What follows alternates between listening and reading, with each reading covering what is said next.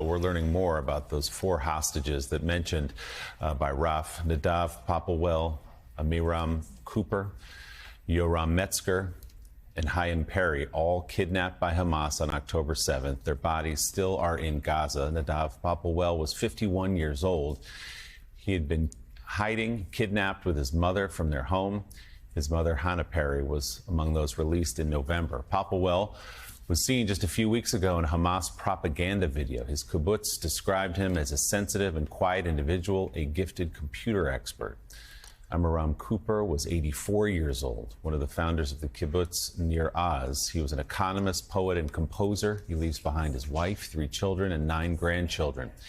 80-year-old Chaim Perry was described as a man of peace, art, and cinema. Perry was a teacher and the founder of the Nir Oz Art Gallery. He leaves behind a wife, 5 children, and 13 grandchildren. And Yoram Metzger was known for his storytelling and his humor. He helped to establish the Nir Oz Winery. Metzger was 80 years old. Joining us now, former Israeli Prime Minister Naftali Bennett. Mr. Prime Minister, thank you for being with us today. I want to start with the hostages and just the gut-wrenching news that 4 more hostages are, through intelligence, the IDF believes to be dead. Still, their bodies, their remains are in Gaza. And 2 80-year-olds, an 84-year-old, one of them protecting his family in a safe room when he was ripped away from his family. Some of their wives were also taken hostages but released. But now we know they are dead. What can you say about the continued effort, the very difficult effort, obviously, to get the hostages home? Well, there's 120 hostages, of which, unfortunately, there's 41 confirmed dead or to be murdered by Hamas. We're dealing with the most genocidal terror jihadist organization on earth, and they, are cynical. Will execute our people, and the bottom line is that we can't allow Hamas to stand. We can't have them exist at the end of this war. Even in this latest ceasefire proposal, which we'll get into, Israel has said, we'll stop shooting if you release the hostages. So do you have any hope that Hamas would listen to that? I think the only way to release the hostages is if Yahya Sinwar, the commander of Hamas, and the leadership of Hamas know that their hours are over and that we're minutes away from killing them and destroying that leadership. And then the deal needs to be, we will not kill you, we'll allow you to get on a boat and get out of Gaza if you release the hostages. I think the half-hearted efforts or conducting of the war right now by the Israeli government, coupled with the American administration slowing down IDF all the time, I think that is self-defeating, because the quicker, the faster we move in, the quicker we'll have a deal. When you say half-hearted, you have said we should have been talking about the IDF. When I say we should have been inside Rafah months ago. That's right. I think there's way too much talk. We're going to do Rafah, we're going to do this, we're going to do that. Just do it. Just do it. We can destroy Hamas, and we can make that one offer to them. We will allow you to live, but expel you from Gaza if you release the hostages. Right now, Yahya Sinwar is playing a cat and mouse tactic with us, just biding time, because the overall strategy right now of Iran, of Hamas, of Hezbollah is to exhaust Israel. Just last night, Hezbollah shot dozens and dozens of rockets on the Galilee. The Galilee is burning. Almost 100,000 people have been evacuated from their homes. Imagine if in El Paso, Texas, there were 100,000 people living now 8 months in hotels or motels because their homes are burning. That's what we're facing. We have no choice. We have to win. Joe has a question for you, Mr. Prime Minister. Joe? Yeah, Mr. Prime Minister, what's been your response? What's your reaction to families of hostages saying the Netanyahu government hasn't done enough to focus on bringing those hostages home? Well, when I give interviews abroad, I typically don't criticize my own government. I think that the efforts have been feeble in terms of focusing on Yahya Sinwar. You can't conduct a war turning it on and off like a light switch. I was a soldier, I was a commander. If we just have several weeks to go in with all the force necessary and tell Yahya Sinwar the only way you'll live is if you raise a white flag and release the hostages, we can get this done. But we keep on wavering, vacillating on this. This is not how you can bring results. So it's your opinion that actually a full-scale invasion of Rafah would bring the hostages home more quickly? Look, yes, obviously there's no guarantee here. It's a heart-wrenching situation. I think that the current approach of thinking that we can reach this amazing deal where all the hostages will be released, I think it's naive. And it means that you don't understand what we're dealing with. And the only way that we get results is if they understand their time is out. And I want to say one last thing. We sealed the corridor called the Rafah corridor that basically is the border between Sinai and Gaza, which means that from about a week ago, Hamas can no longer replenish its arms, so time is running out for them. People are not aware of this. So if we just follow through, I think we can get the best results possible. Let's talk about the quote destruction of Hamas, a phrase that's been thrown around a good bit. Is that the killing of all of Hamas leaders, or is that the expulsion of Hamas from Gaza as an effective governing force? Because I believe the Biden plan does say that part of that plan expels Hamas from Gaza as a governing force. The latter. What I would envision is the leadership of Hamas, either we take them out and kill them, as we've done to several, or similar to Beirut of 1982, we get them on a ship, several thousand of the leadership of Hamas, get them out, and then we can begin the rebuilding of a new Gaza and build a new future for everyone. So, Mr. Prime Minister, let's talk about this deal that President Biden unveiled publicly on Friday. He framed it as the Israeli deal. This is something that he said the government had agreed to, but we heard from Prime Minister Netanyahu say, well, no, not quite. Can you explain the disconnect? Well, there is a degree of disconnect. The bottom line, though, I think it's moot, because I don't think there is a deal. I think it's an illusion. I don't think Yahya Sinwar will release the hostages. He might release several of them to dangle and bide his time, but he's playing around with us. There's no reason to believe that he would release the biggest asset that he's acquired unless he sees his death coming. So U.S. officials say, though, they're saying that part of the divide here was the agreement that the Israeli military would withdraw from Gaza. Is that something that the government would consider? Look, I read the press and I heard that Netanyahu offered that sort of thing. I think that we have to retain the Rafah corridor, the Netzarim corridor. Otherwise, what we'll see is a very rapid rebuilding of Hamas, and we'll see another October 7th, perhaps in 2025 or 2026.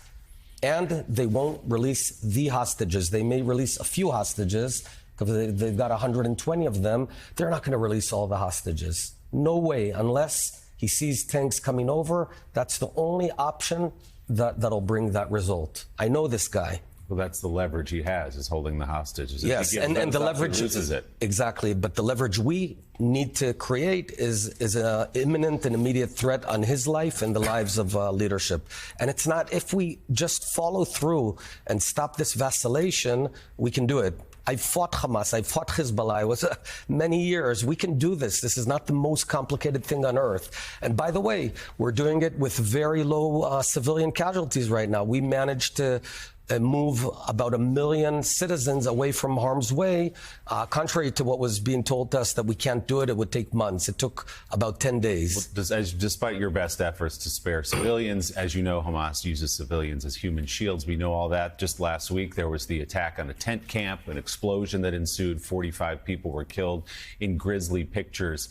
As a commander, should more care be taken, as someone who was a commander, more care be taken to avoid the civilian casualties on the merits of not killing women and children, of course, but also the way it turns public opinion against Israel? Well, I want to correct you. We did not attack the tent camp. We attacked and took out 2 leaders with a very precision weapon. But it killed 45 No, other people. it did not kill. What happened was those people were hiding within ammunition, and that ammunition that Hamas cynically placed under them, RPGs and explosive, they exploded. It was a secondary explosion. So essentially, Hamas murdered its own people. But Let's be very clear. But that's just the point. Hamas hides behind civilians. So how do you, if you're going after Hamas, how do you avoid civilian If Hamas is determined to kill its own people, there's nothing I can do to stop it. We cannot prevent Hamas from killing its own people. Just yesterday, let me tell you a story.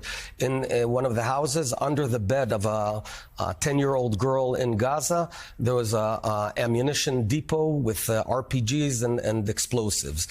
There's no way in the world that we can prevent Hamas from killing its own people, and it wants to do that because it knows you're going to ask me those questions, and it applies pressure on Israel. The way to do away with it is if everyone pressures Hamas and not Israel and points the finger at Hamas. Stop killing your own people. Stop hiding explosives under civilians. Joe? Mr. Prime Minister, let me ask you, first of all, about the state that we find ourselves in right now. We have both, I'm sure you know this or else you wouldn't come on the program, we have been extraordinarily critical of Hamas and have said from the very beginning that when they kill a Jew, that's good news. When a Palestinian is killed, that's great news for Hamas. We certainly understand that equation. We also understand the terrible, terrible toll it's taken on the Gazan people and also on Israel's reputation across the globe. I want to ask you about where we are right now, though. It seems to be the worst of all worlds, where the IDF is frozen in place.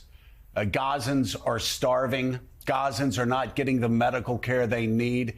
It's almost like a siege.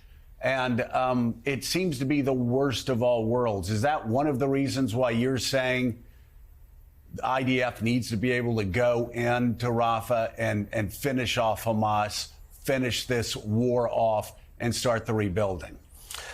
Precisely. It's you take off a Band-Aid quickly. You don't do it slowly. And you can't fight a war with an on and off button. You just can't. I was a fighter, and it's impossible. When you hit your enemy, Hamas, you punch him in the face and he's wobbling.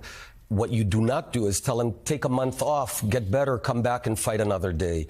And this lack of continuity, lack of determination, coupled with American pressure on us to go slower, is a mistake. This could have been over 3-4 months ago if we just followed through. I think both governments are not conducting themselves in an optimal way. What does Gaza look like in your eyes after Hamas is expelled, after hopefully the hostages are released, after there's some semblance of control? Do you believe that the Israelis should take control of Gaza, or do you believe in the possibility of an international peacekeeping force with the United States and your Arab neighbors? Well, I'd envision the model of post-World War II Germany, where the first phase is, first of all, defeating the Nazis, and we've not yet finished that.